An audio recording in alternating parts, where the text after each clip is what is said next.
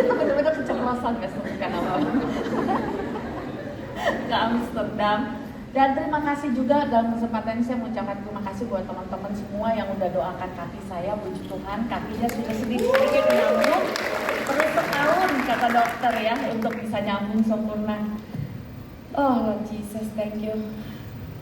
Izinkan saya berdoa ya. Tuhan, berkati hamba-Mu yang akan menyampaikan kesaksian, api dan semangat yang timbul dari apa yang hamba-Mu alami di Amsterdam. Biar melalui kesaksian hari ini Tuhan boleh juga membakar setiap hamba-hamba-Mu, keluarga kami di Growth Center ini, supaya kami boleh melangkah dengan pasti Tuhan sesuai dengan kehendak Tuhan. Terima kasih ya Tuhan, di dalam nama Tuhan Yesus kami berdoa. Amin. Haleluya. Saudara, perjalanan ke Amsterdam ini memang luar biasa. Seperti conference yang lain, di hari itu ada kelas-kelas saudara ya. Jadi waktu pas mulai kelas-kelas masuk ke workshop itu kita tim kan mencar, masing-masing masuk ke kelas-kelas tertentu. Dan Tuhan menggerakkan saya tuh karena saya masih membantu dan sedang persiapan untuk kakak-kakak Grow Children membuat materi Grow Children. Saya perlu masuk ke dalam isi otaknya anak-anak. Saya perlu tahu apa nih ya yang harus dipersiapkan untuk materi anak-anak. Jadi saya masuk ke kelas pembekalan untuk anak-anak, dan yang pertama saya tuh masuk ke kelas workshop yang pertama yang saya ikuti adalah memperlengkapi generasi alfa menyelesaikan amanat agung Tuhan Yesus. Nah, dari sesi ini ada kata kunci yang kuat sekali, yaitu pemuritan.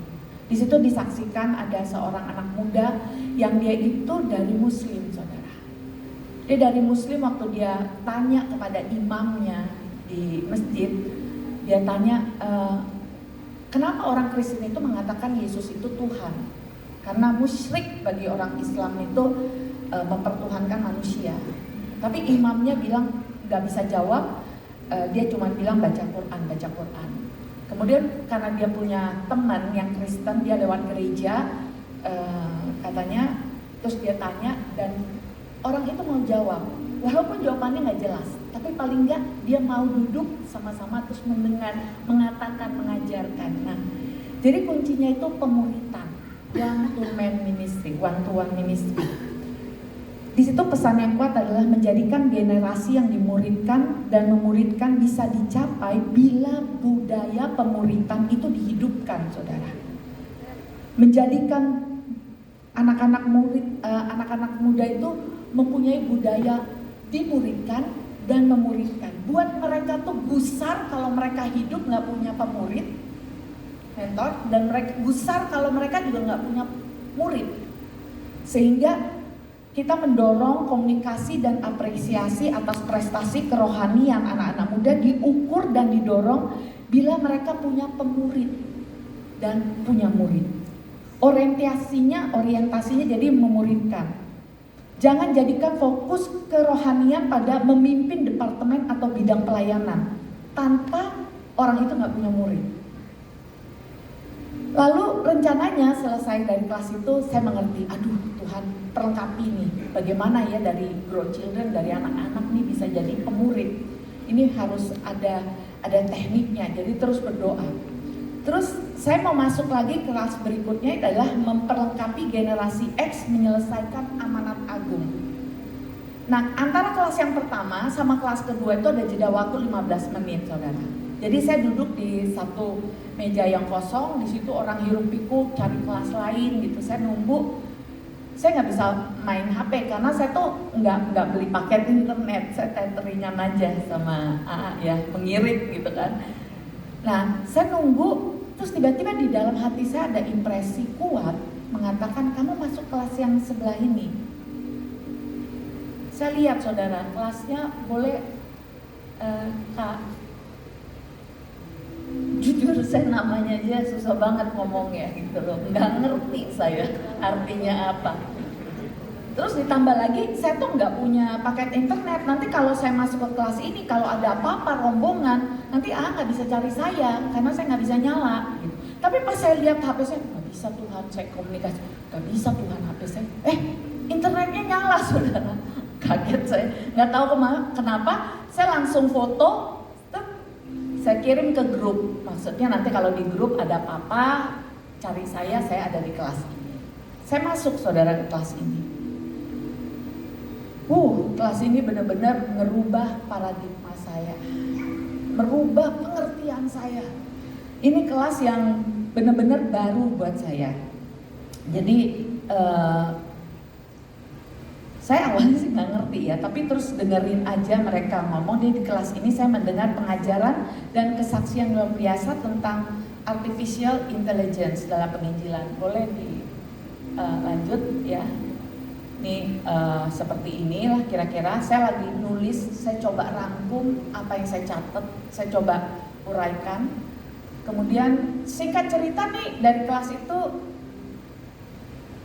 ya luar biasa ya saudara. Dan satu lagi nih pembicaranya nih, dia pakai AI, dia punya pesona dia namanya Nick, umur 15 tahun. Itu pembicaranya, pesonanya dia umur 15 tahun, tapi lewat pesona ini dia sudah menuntun 400.000 orang terima Tuhan Yesus dalam setahun. Itu saya kayak ini kayak sebenarnya sih kalau saya dalam pengertian saya ya, orang lama gitu, kayak bikin novel sebenarnya.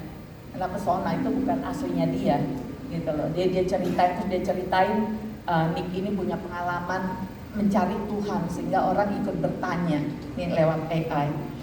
Nah, saya keluar dari kelas ini melayang saudara. Bener-bener rasanya itu saya tuh melangkah tuh kayak nggak jijik, kayak saya tuh kayak wow, gue pinter banget gitu.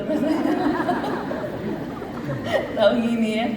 Nah, terus di hari-hari berikutnya nih lagi perjalanan, lagi jalan nih, kira-kira jalannya seperti ini. Nah, ini di koridor nih, salah satu Jerman nih ada gereja gitu ya. Jadi saya lagi jalan, saya kurang ide tukang potret, nanti lain kali saya lebih motret. Jadi orangnya nggak saya potret sayangnya. Nah di koridor ini ada dua laki-laki kira-kira lebih tua dari saya, enggak sebenarnya seumur saya. Ya kira-kira usia parubaya lah ya.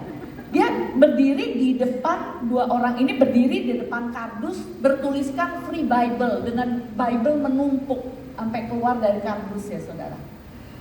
Waktu saya jalan tuh ada 3 anak muda zaman sekarang, keren banget sih, keren.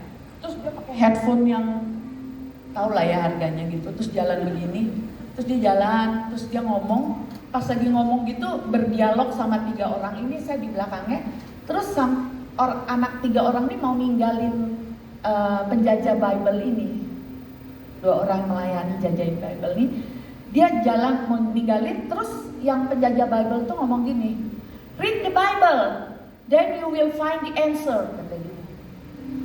Anak-anak nih ninggalin dong, gitu-gitu kan. Saya tuh dalam hati di belakang gini nih baru ikut kelas AI gitu. Aduh, kuno banget sih, penginjilan model kayak begitu. Saudara, beberapa langkah kemudian nih anak bertiga nih dialog, terus tiba-tiba yang satu tuh berhenti terus gini. Mereka gitu. Terus, okay, I will read that Bible. Dia balik lagi, saudara, dia ambil Bible-nya, dia terima. Saya ketampar nih. Sotoy banget ya, saya pikir itu model penginjilan kuno banget gitu. Saya baru tahu nih yang pakai pesona nih 400.000 orang nih terima Tuhan Yesus katanya gitu kan. Di situ saya seperti tersadar saudara. Itu saya bawa, saya renungkan, saya pikirkan gitu ya. Sampai kata-kata ini semua mulai seperti puzzle, mulai menyatu. Bangkitnya generasi Yeremia, paradigma yang baru, 5 generasi dipakai Tuhan, saving the lost at any cost, to reach everyone, require everyone. Pentakosta ketiga, itu kayak nyatu gitu, kayak di otak saya. Tiba-tiba saya tuh disadarkan sama Tuhan. To reach everyone, require everyone. Jangan anggap metode ini, metode itu terbaik. Yang penting doa. Doa dengan keintiman. Tuhan kasih tunjuk metode yang terbaik, sekalipun cuman jajain Alkitab di pinggir jalan.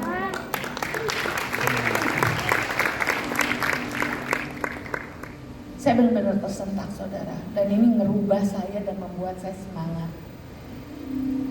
Dan ini sesuai dengan apa yang ada di misi kita.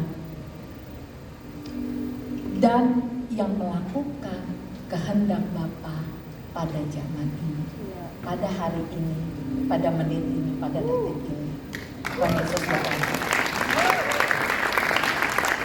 Wow. Jadi AI itu